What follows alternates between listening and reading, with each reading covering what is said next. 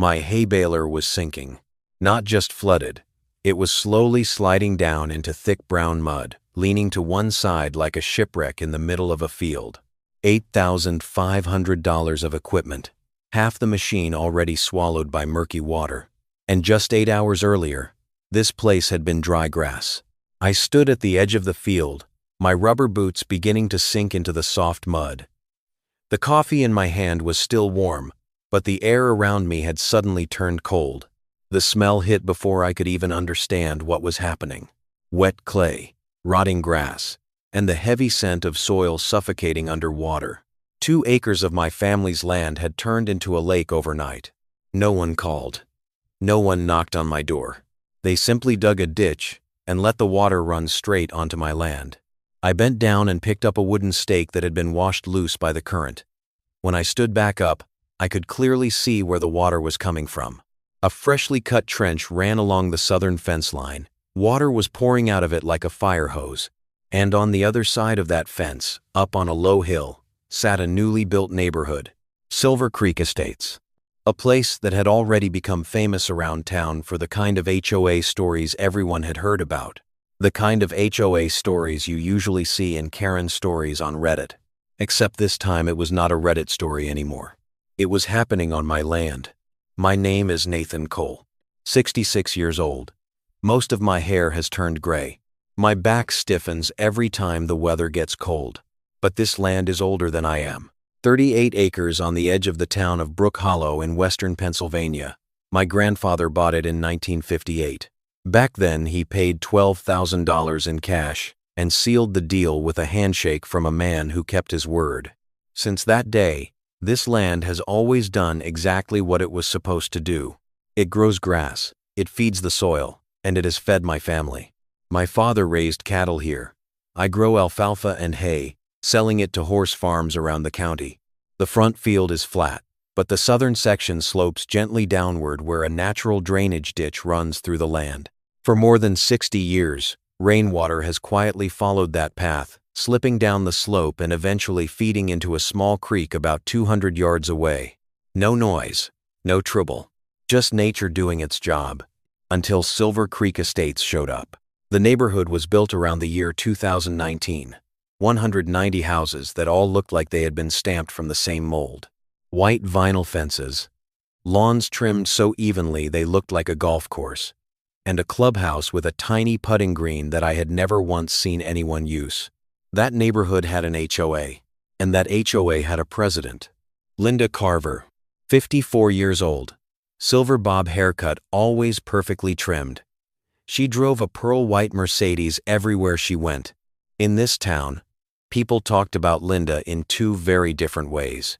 To her face, they called her president. Behind her back, they called her Karen.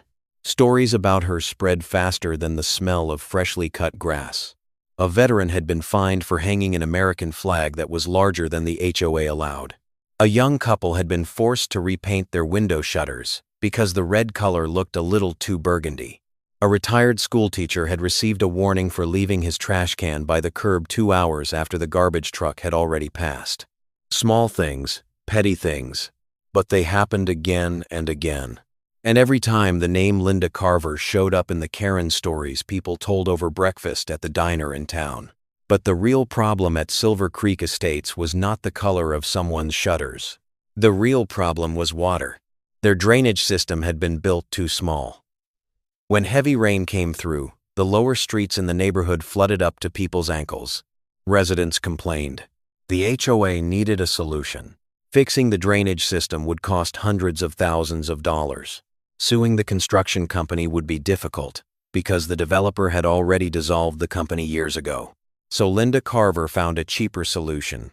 South of the neighborhood there was a large field. My field. She believed that if the water could simply be redirected there, the problem would disappear. All it would take was digging a small ditch. All it would take was a permit from the county. And all it would take was the hope that the old farmer living next door would not cause any trouble. I bent down and picked up a letter that the wind had blown against the fence. The paper was wet, but I could still read the handwriting. A handwritten note. Just one short line. Hope we can move past this small misunderstanding. Linda Carver. I folded the paper. I did not get angry.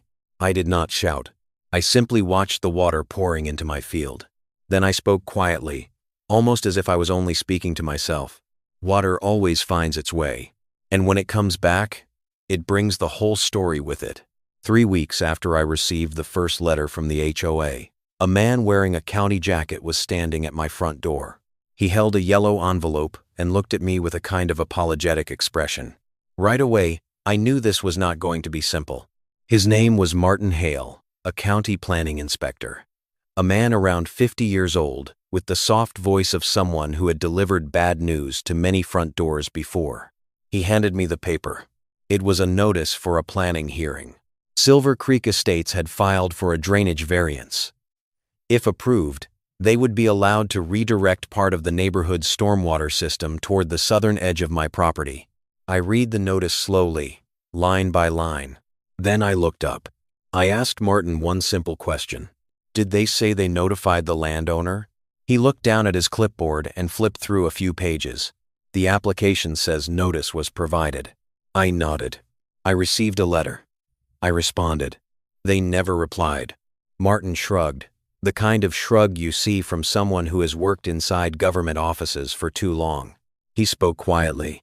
You should attend the hearing. After he left, I stood alone in the kitchen. The faint smell of slightly burnt coffee still hung in the air. I read the letter again. Then a very familiar thought appeared in my mind. Maybe this was just a misunderstanding. Maybe if we talked honestly, everything would work itself out. That was my first mistake. The classic mistake of a farmer, believing that good faith would meet good faith. I sat down at the kitchen table, took out a sheet of paper, and wrote a reply. I explained everything clearly. The natural drainage ditch on my land had been working for 60 years. During heavy rainfall, the area already operated close to its absorption limit. If additional engineered runoff from the subdivision was directed there, the southern farmland could become saturated. I did not reject the request entirely. Instead, I proposed an alternative. If the HOA wanted to improve its drainage system, I would be willing to discuss sharing the cost of expanding their retention pond. A reasonable solution. I sent the letter by certified mail. I kept a copy. And then I waited. 1 week passed. 2 weeks.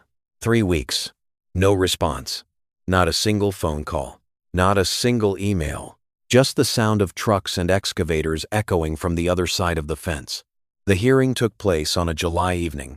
The county meeting room sat inside an old red brick building. The inside smelled like industrial carpet cleaner and coffee that had been sitting too long on a burner. There were 12 people in the room. 6 of them were residents from Silver Creek Estates. I recognized them immediately. Clean polo shirts, polished shoes, and the same expression in their eyes. They were there to support Linda Carver. Linda entered last. Silver bob haircut, cream-colored jacket. She walked slowly, as if she had spent many years in rooms exactly like this one. When the meeting began, I stood up first. I read the statement I had prepared. I explained the geography of my land. I presented a diagram of the drainage path. I showed photographs of the field after previous heavy rains. Then I made a very simple request. Delay the decision for 60 days so an independent hydrological study could be conducted. When I finished speaking, the room was silent. Then Linda Carver stood up. She carried a thick binder.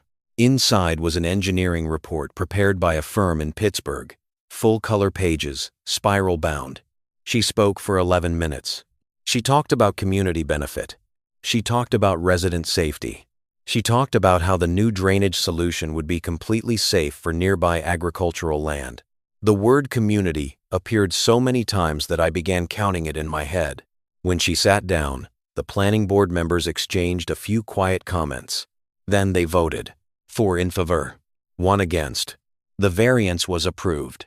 After the meeting ended and people began leaving the room, an older man approached me in the parking lot. He introduced himself. His name was Harold Bishop, the only board member who had voted against the proposal. He studied me for a moment. Then he spoke quietly. You should get yourself a water rights attorney. As soon as possible. I asked him why. He sighed. Because they just made a decision based on a report that only modeled average rainfall. He looked up at the lights of Silver Creek Estates glowing on the hill. Then he added one more thing. But around here, heavy rain is not unusual. He climbed into his car and drove away, leaving me standing alone in the parking lot. The night wind carried the damp smell of soil from the fields. And for the first time in this entire story, I began to understand something. Linda Carver did not see me as a threat. In her eyes, I was just an old farmer. Someone who might complain a little, then quietly disappear. But there was one thing she did not understand. This land was not just my family's farm. It was also the place where I had learned patience. And patience, sometimes, can be the most dangerous kind of power. The sound of an excavator started at 7 in the morning. I had not even finished my coffee when the clang of metal biting into soil echoed across the field. When I stepped out onto the porch, I saw a small yellow mini excavator parked along the southern fence line. 2 workers were taking measurements. One of them drove a red-painted stake straight into my land. Everything happened quickly, too quickly. 4 days later, the ditch was finished. A long trench cut along my property boundary, running directly toward the low ground at the southern edge of the field. The freshly turned soil was still dark. The smell of diesel and wet earth hung heavy in the air. The site supervisor, a man named Kyle, showed me the permit. A valid county permit. The red stamp was clear. He was not at fault. He was simply doing his job. I nodded and handed the paper back. No argument, no protest. I just stood a few steps away, my phone in my hand, taking pictures. Wide shots, close-ups, the length of the trench, the depth. I even recorded video, capturing every truckload of soil leaving the site. Kyle watched me for a moment, then asked, "You are not going to object?" I shook my head. No. He looked surprised. Most landowners in a situation like this would get angry. They would call the police. At the very least, they would start yelling. I did not. Because 2 days before the excavator arrived, I had already called someone. Her name was Rachel Morgan, 39 years old, a lawyer who specialized in property rights and water resource disputes. She ran a small office in the city of Harrisburg. Her voice was sharp as a blade. After I finished telling the entire story over the phone, Rachel stayed silent for about 5 seconds. Then she asked one question. "Have they started digging yet?" I said no. She said, "Good. Let them finish." I thought I had misheard. I asked again, "You want them to complete the ditch?" Rachel gave a quiet laugh on the other end of the line. In the law, there is a big difference between a risk and actual damage. If we sue now, they will say you are only speculating. But if the rain comes and your land actually floods, she paused, then the rainwater becomes our witness. Over the next few days, I did only one thing: document everything. I walked the entire length of the newly dug ditch, measuring each section with a tape measure. I took photos every morning. Every afternoon, I marked GPS coordinates where the trench crossed the property line. Then Rachel introduced me to someone else, Dr. Daniel Price, a retired hydrologist who had spent more than 20 years working for the state environmental agency. Daniel came out to the farm on a Tuesday morning. He wore an old green jacket and a pair of worn rubber boots. We walked along the southern field. Daniel crouched down and collected soil samples. He used a small metal tool to pull out a soil core nearly a foot deep. He smelled the soil. He rubbed it between his fingers. Then he stood quietly, looking at the new trench. About 40 minutes later, he turned toward me. His voice was calm. "If there is a heavy storm, this land will not drain fast enough." I asked how heavy. Daniel said, "It does not have to be extreme. The HOA engineering report only models a 10-year storm event. But this region occasionally gets 20-year or even 25-year storms. If that happens," he looked toward the neighborhood sitting on the hill, "the water will spill across this entire low field." I nodded, but Daniel was not finished. He took out a measuring tape and measured the distance from the trench edge to the boundary marker. Then he measured it again, a third time. Then he looked at me. "There is another problem." He pointed down at the ground. "This section sits about 18 inches inside your property line, not on the easement. directly on your land. I looked down at the clean-cut edge of the trench. The soil was still damp from the excavation. 18 inches. A small number. But in property law, it represents a very large word. Trespass. When I called Rachel that night, she was silent for a few seconds. Then she spoke slowly. Good. We will keep that detail. I asked. Keep it? Rachel replied. Do nothing. Let the rain come first. August that year was frustratingly dry. Every day I looked at the new ditch and wondered if Rachel had been wrong. Water flowed through it, but only in a small trickle. Not enough to cause a disaster. I began to doubt. Maybe the HOA engineering report was correct. Maybe everything would be fine. Then, one afternoon in mid-August, I received another letter. From Linda Carver. This time the tone was completely different. Friendly. Almost warm. She wrote that she hoped we could move past our earlier misunderstanding, that Silver Creek Estates valued its relationship with neighboring landowners, and that she would be delighted if I attended the community's fall barbecue as her personal guest. I read the letter twice. Then I took a photo and sent it to Rachel. She replied a few minutes later, "Do not respond." I asked why. Rachel wrote, "She is trying to build a record of goodwill. If this goes to court, she wants proof that the HOA tried to make peace." I placed the letter down on the table. Outside the window, the southern field was still quiet. The newly dug trench lay there like a long scar across the land. And we were waiting. Waiting for rain. Waiting for the moment when nature would say everything the lawyers would not have to explain. The rain started on a Friday evening. At first, it was just a few heavy drops hitting the metal roof of the barn. But by midnight, the sky sounded like it had been torn open. Rain poured down in thick white sheets. Wind slammed against the windows. Water hammered the roof in a steady rhythm like war drums. I was nearly 100 miles away from the farm, attending a small agricultural conference in Harrisburg that I had signed up for months earlier. Around 10 o'clock that night, my phone vibrated. A message from my neighbor, Tom Riley. "You might want to come look at the south field. It is turning into a lake." When I read the message, my heart skipped a beat. Outside the hotel window, rain was still pouring down like a waterfall. I left the room immediately. The drive back to Brook Hollow takes nearly 2 hours. That night I drove through rain so thick the windshield wipers were almost useless. The radio kept reporting flash flooding across the region. The remnants of a tropical storm from the Gulf had stalled directly over Pennsylvania. 9 inches of rain in just 3 days. When I turned onto the dirt road leading to the farm, my tires began sliding in the mud. My headlights cut through the rain. A pale yellow beam stretched across the field ahead, and then I saw it. Not a field, a lake. 2 acres of the southern field were completely underwater. The surface of the muddy brown water rippled in the wind. My hay baler leaned to one side, its wheels submerged to the axle. The fence posts barely stuck out above the water, and the newly dug ditch was working exactly as designed. It was blasting water into my field like a fire hose. I turned off the engine, sat there for a few seconds. When I opened the door, the smell of mud and rotting grass flooded into the cab. I stepped down. Cold water rushed over my boots.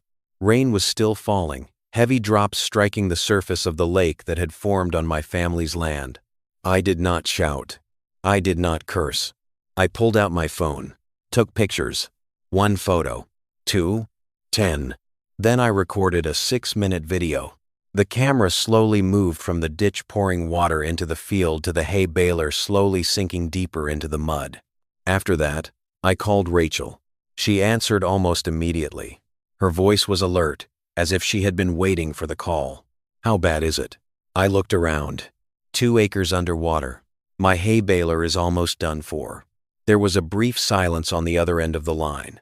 Then Rachel said, "Good." I let out a quiet laugh. Not because it was funny, just because of the blunt calm in her voice. Rachel continued, "I will file the lawsuit on Monday. But first, tomorrow morning you need to call your equipment dealer. Get a damage estimate. We need numbers." Monday arrived faster than I expected. The sky was clear, but the water was still sitting on the field. 4 inches of standing water. Not moving anywhere. The smell of saturated soil hung in the air like metal. Tom Riley walked along the fence with me that morning. He stood there staring at the flooded field for a long time. Finally, he spoke. "She really did it." I nodded. "Yes." That afternoon, Rachel filed the lawsuit in Brook Hollow County Court. The defendants were the Silver Creek Estates HOA and Linda Carver personally. The list of claims stretched nearly a full page. Damage caused by altering natural drainage, nuisance, trespass, property destruction, and violation of the original stormwater covenant attached to the subdivision. That last point was the most important. Rachel had located the original planning documents for Silver Creek Estates. In those records, it clearly stated that the neighborhood drainage system had to remain entirely within the development. No discharge was allowed onto neighboring agricultural land. 3 days later, I received the first call from the HOA side. The insurance company's attorney, a man named Gregory Shaw. His voice was smooth like machine oil. He did not waste time. "We are prepared to offer compensation, $14,000. To resolve this quickly, I did not respond right away. I looked out the window toward the southern field. The water was still there, silent and heavy. Then I said, "You should speak with my lawyer." Rachel called me back later that evening. She read me their offer. Then she said, "I already sent our response." I asked, "How much?" Rachel spoke slowly. $147,000.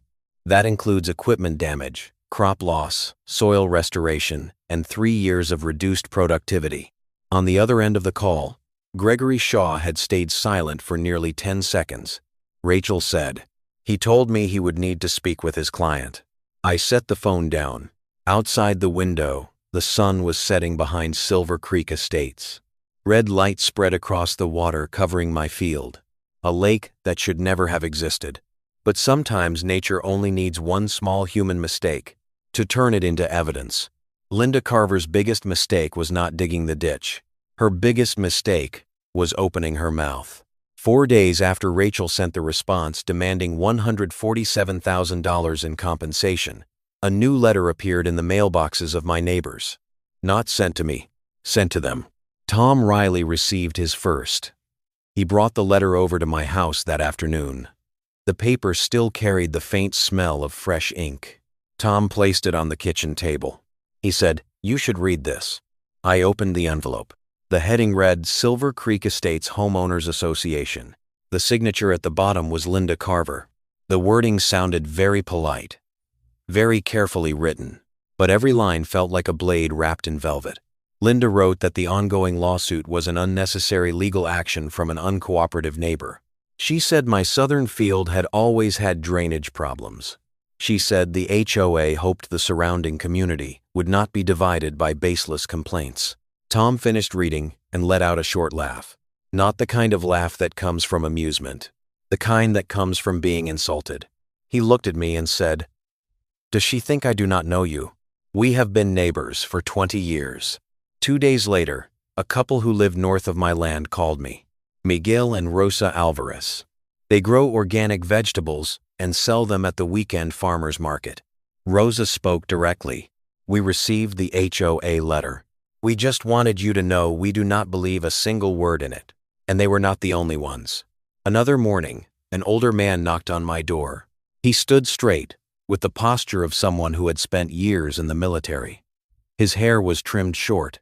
His name was Frank Dalton, 64 years old, a retired infantry soldier. I recognized the name immediately. Frank Dalton was the man the HOA had once fined for leaving his trash can by the curb 2 hours too long. Frank shook my hand. His grip was firm, almost like wood. He said, "I heard about your field." I nodded. He asked, "What do you need?" I did not answer right away, but in my mind, I could already see the outline of something that had not existed before. On Alliance, Linda Carver had spent years running Silver Creek Estates like a small kingdom. She fined one person, threatened another, sent warning letters everywhere. And what she did not realize was that every time she did that, she created one more person ready to stand on the other side. Meanwhile, Rachel kept digging through the records. One Thursday evening she called me. Her voice sounded different. careful. Slower. Nathan, I just found something. I sat down at the kitchen table. Rachel continued. Did you know the retention pond at Silver Creek Estates was originally designed to handle a 25-year storm event? I said no. She continued. That requirement was written into the original building permit. The county demanded the 25-year standard because the subdivision sits directly above agricultural land. I asked, so what is the problem? Rachel let out a slow breath. The pond they actually built only holds about 70% of the designed capacity. I stayed silent. Rachel continued. The developer reduced the size of the pond by roughly 30% compared to the original design.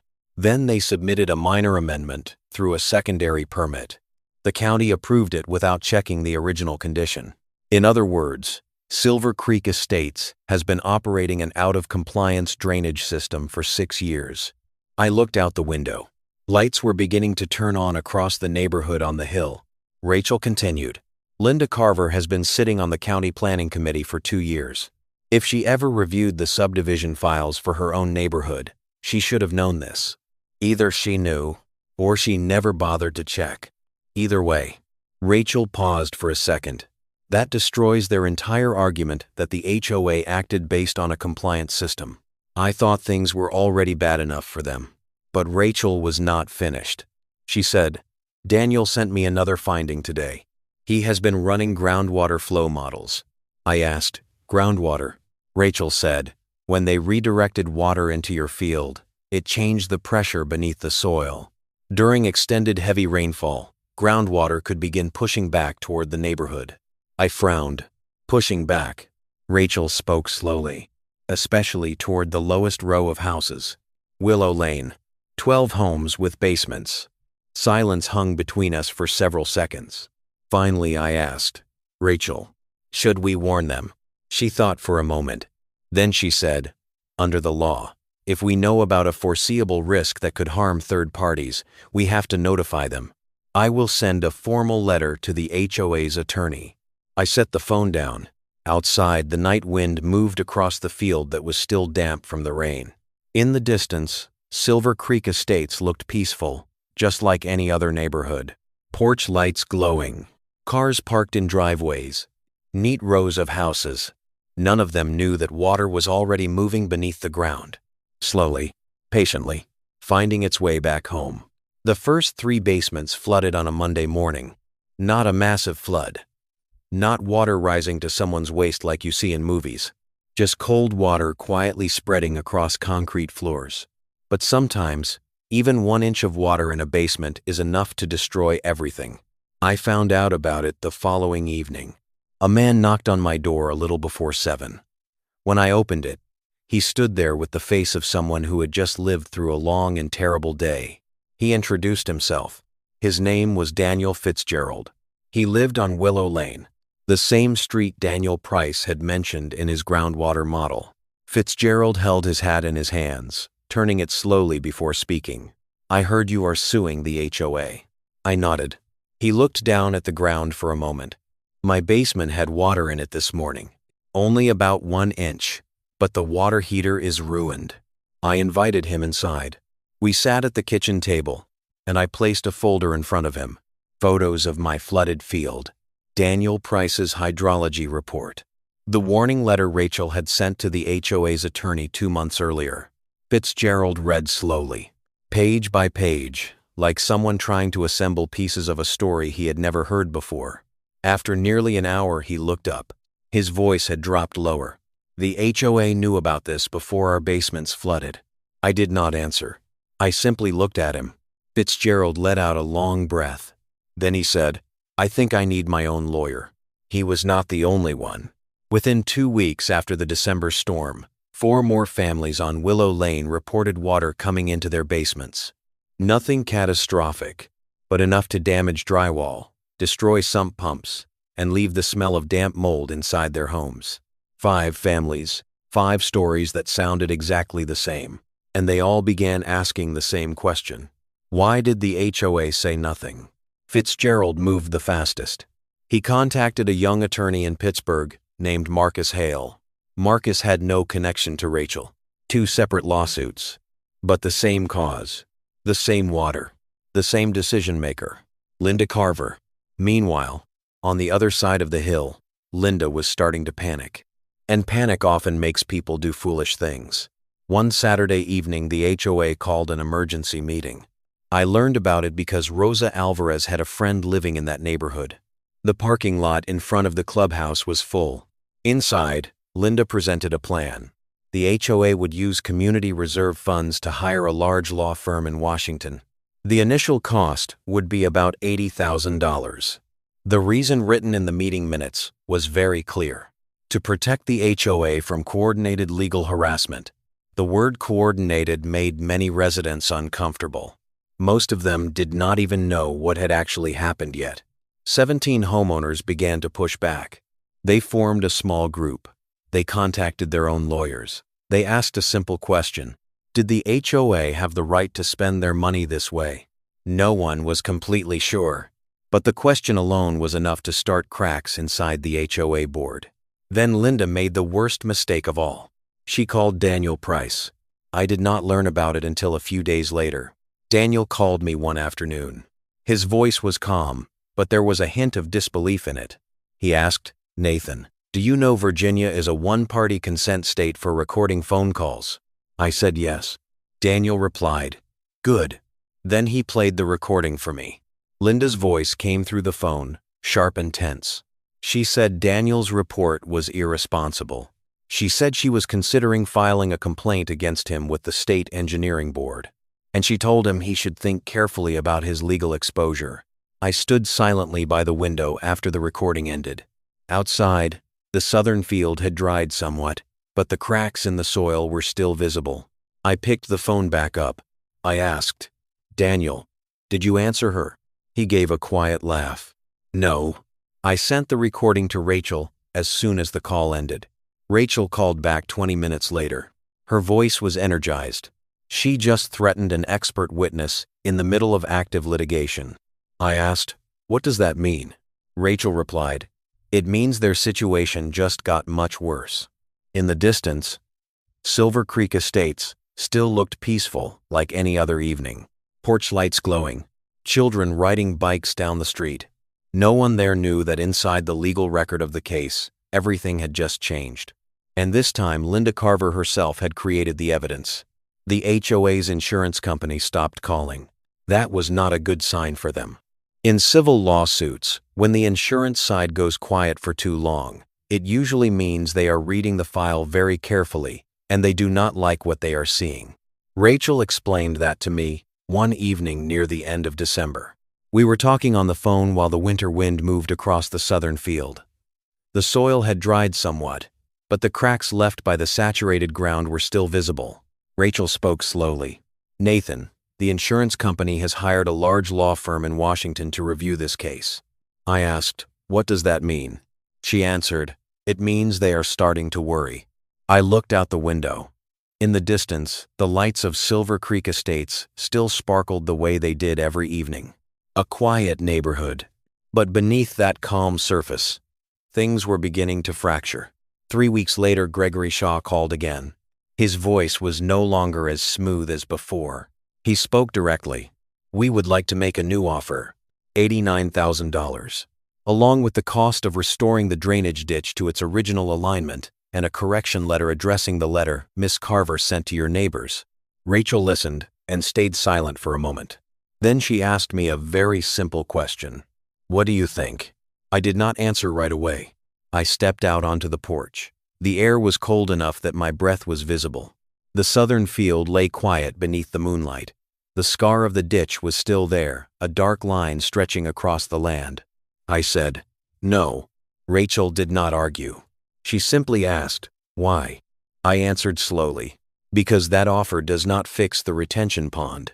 It does not address the basement flooding on Willow Lane, and it leaves no public record of what actually happened. If I take the money, Linda Carver writes a check and the whole story disappears." Rachel stayed quiet for a few seconds. Then she said, "You understand that going to court always carries risk." I nodded even though she could not see me. "I know, but something else is happening." Rachel asked, "What is it?"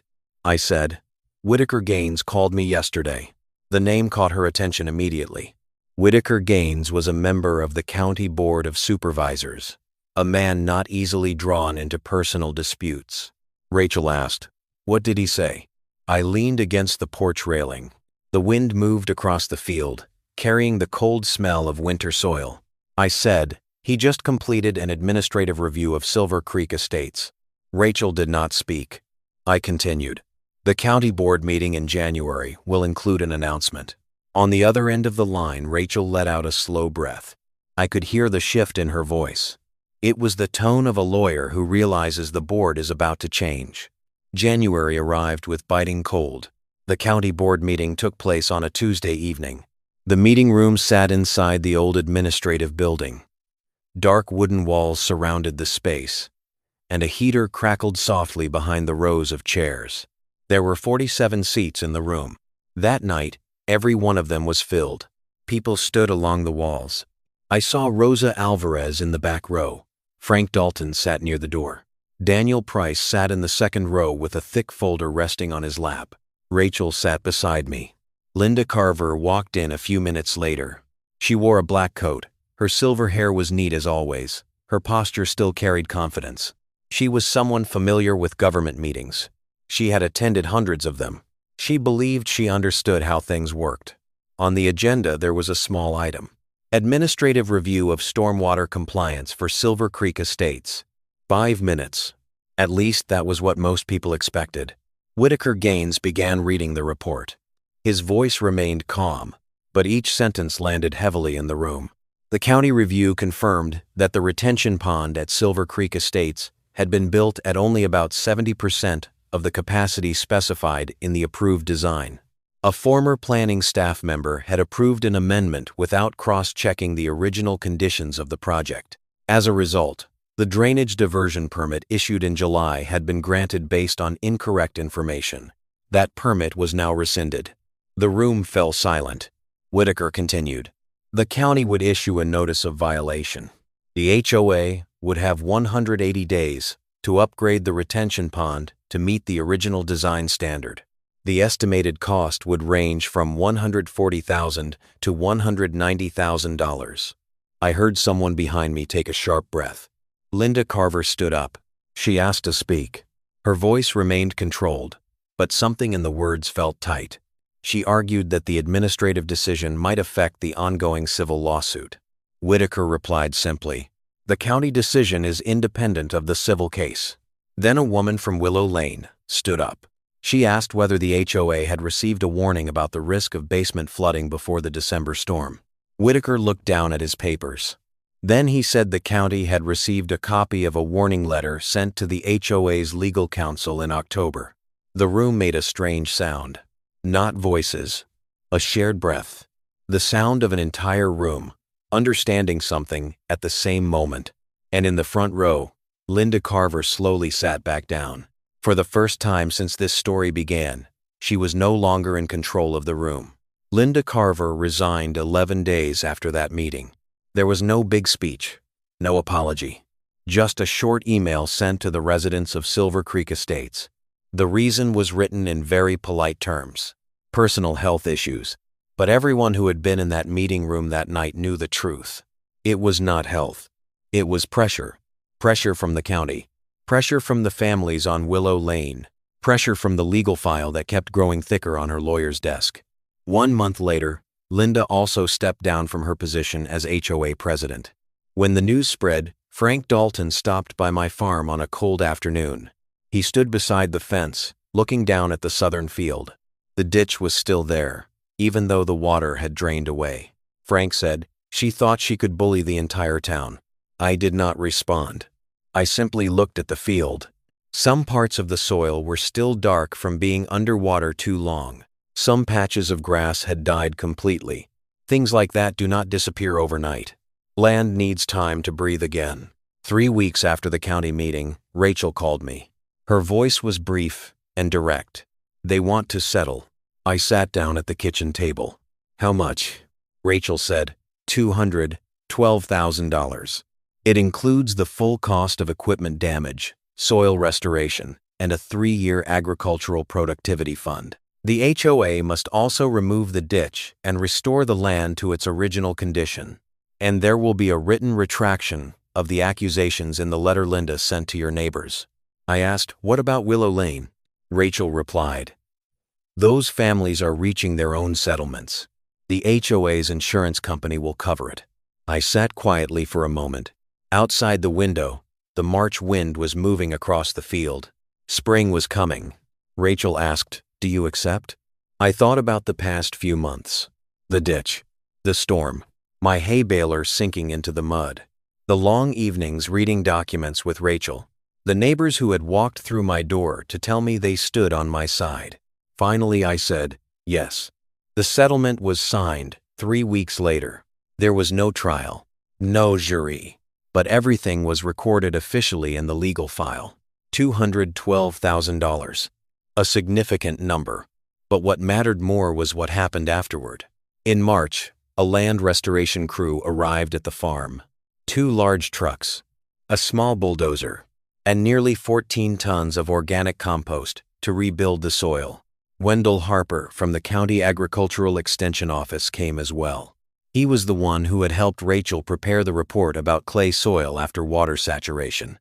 Wendell stepped down into the field and crouched to grab a handful of dirt. He squeezed it gently in his hand. The soil broke apart into small pieces. He nodded. 2 growing seasons. Maybe 3. The land will fully recover. The ditch was filled in during April. A bulldozer pushed the soil back into place. Grass seed was spread again. After a few weeks, almost no trace remained. Anyone driving past would think the field had always looked that way. But I knew better. I knew exactly where the ditch had once been. And I knew what had caused it to appear. On the other side of the hill, Silver Creek Estates was changing too. A new HOA board had been elected. Most of them were residents who had opposed spending $80,000 on the Washington law firm. They began the project to rebuild the retention pond. The final cost was about $163,000. Part of it was covered by insurance. The rest came from a special assessment paid by the residents. The very thing Linda Carver had once insisted would never happen. Daniel Price called me a few months later. He told me our case had become an example in a regional hydrology workshop. He gave a quiet laugh. Then he said, honestly, this is the most interesting case I have studied in 20 years. I hung up the phone and stepped out onto the porch. The southern field had turned green again by then. Fresh grass had grown evenly across the land. A gentle wind moved through it, creating soft waves over the ground. From a distance, no one would believe this place had once been a lake. No one would imagine that one small decision from someone in an HOA had shaken an entire community. But the land remembers. Water remembers too. And sometimes the thing that changes everything is not power. It is patience. The patience of someone everyone assumed had nothing at all, except the land beneath their feet. Spring arrived late that year. But when it finally came, the southern field began to recover in a way even I had not expected. The first blades of grass pushed through the restored soil. At first they were just small green patches scattered across the ground. Then slowly, the entire field began to change color. Light green, then deeper green. The land began to breathe again.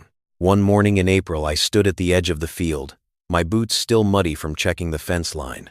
A soft wind moved across the new grass, forming gentle waves like water across the ground. From a distance, no one would think this place had ever been flooded.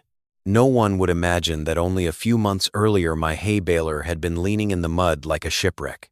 But the memory of land does not fade as quickly as grass grows. One afternoon, Rosa Alvarez drove her small pickup truck into my driveway. In the back were several crates of vegetables from her farm. She stepped out, resting her arms on the truck door while looking out at the field. It looks better than I expected. I nodded. Good soil. It just needed time. Rosa smiled. She said, I still cannot believe an HOA managed to cause this much trouble. I let out a small laugh. It happens more often than people think. Rosa leaned against the truck bed. Do you know the funniest part of all this? I looked at her.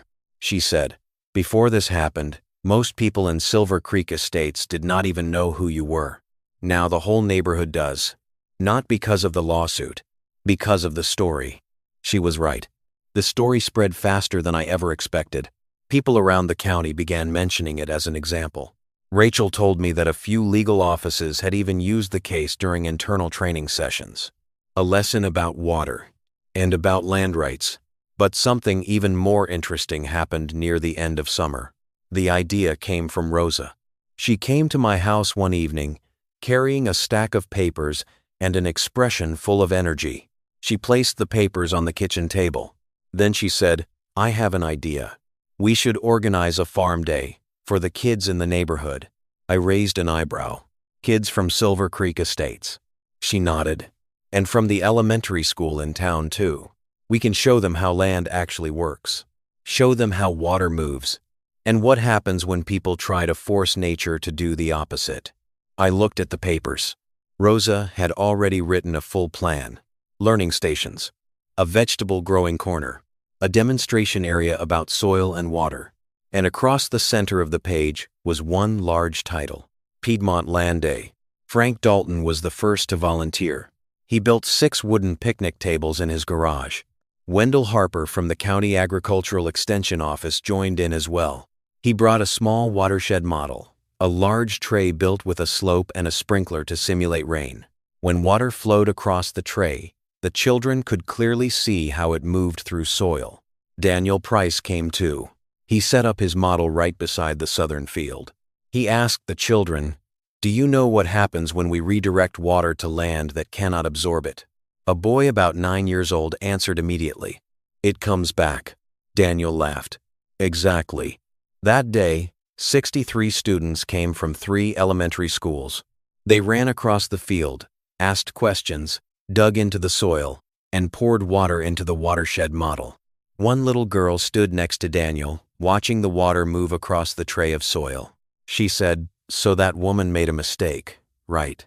Daniel glanced toward me. Then he answered gently, "Sometimes adults think they can control everything, but nature does not work that way." That afternoon, after the last school bus left the farm, I stood alone at the edge of the field. The late summer wind moved through the tall grass. In the distance, Silver Creek Estates still rested quietly on the hill. But things were different now. Their retention pond had been expanded. The drainage system had been rebuilt according to the original design. Willow Lane no longer had flooded basements. And my field was still there, just as it had been for more than 60 years. I thought about what Rosa had said earlier, that before all of this, many people had not even known I existed. Perhaps Linda Carver thought the same thing. She saw an old farmer, a man living alone on an old piece of land, someone she believed would do nothing. But there was one thing she never understood. Land is not weak, and the people who live with it are not weak either. $212,000. That was the final price of a ditch and a handwritten note. Not because the law is perfect, not because the system is always fair, but because someone made the oldest mistake people with small power often make. Linda Carver looked at a farmer living alone on an old piece of land and decided he was not worth worrying about. She thought this story began with a ditch. But in truth, it started long before that. It began with the first letter she sent. It began the moment she ignored the reply I mailed back. It continued when she sat in that county meeting room and believed a glossy printed report could replace the reality of the land. And it reached its turning point the moment she decided that water could be ordered around. I still remember the first morning after the field had fully recovered. It was June. The sun had just climbed above the horizon, and drops of dew clung to the tops of the alfalfa grass. I stepped out of the barn holding my old coffee cup. The southern field stretched out in front of me. Green, thick, alive. There was no trace of the ditch.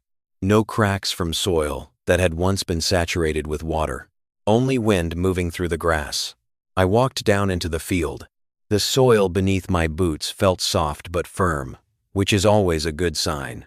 2 growing seasons. That was the time Wendell predicted the land would need to recover. He had been right. My new hay baler stood beside the barn. I bought it with part of the settlement money. It was not fancier than the old one. Just new.